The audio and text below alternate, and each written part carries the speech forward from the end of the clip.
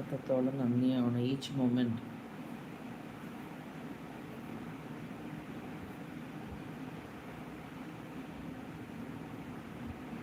അങ്ങനെ ഇപ്പോൾ ഒരു മാസമായി തോന്നുന്നുണ്ട്, ഒരു മാസമാകുന്ന എൻ്റെ ഒരു ഫ്രണ്ടിൻ്റെ മോന് ആക്സിഡൻറ്റിൽ മരിച്ച്. 23 വയസ്സേ ഉള്ളായിരുന്നു ആ പയ്യന്.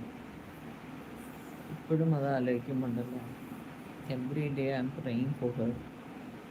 ബിക്കോസ് ദൈവം തന്നെ ഒരു വലിയൊരു ആശ്വാസം കൊടുക്കണം. ഡേ ബൈ ഡേ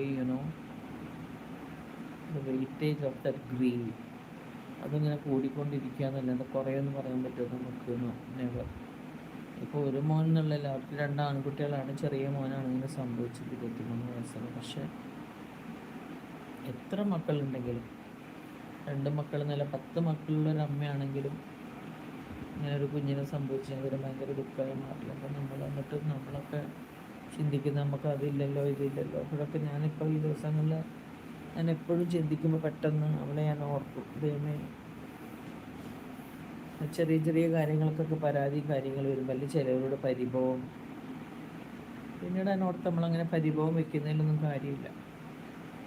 നമ്മളെന്നാലും ഈ ലോകത്തിൽ നിന്ന് ഒരു ദിവസം പോകണം. ദൈവം വിളിക്കുമ്പോൾ പോകണം. വെറുതെ ഓരോരുത്തർ പരിഭവം വെച്ചിട്ട് എന്തിനാ?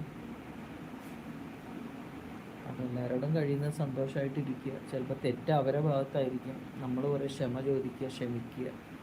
അതൊക്കെയാണ് ഈ ദിവസങ്ങളിൽ ഞാൻ പ്രാക്ടീസ് ചെയ്തുകൊണ്ടിരിക്കുന്നത്. So I am so happy.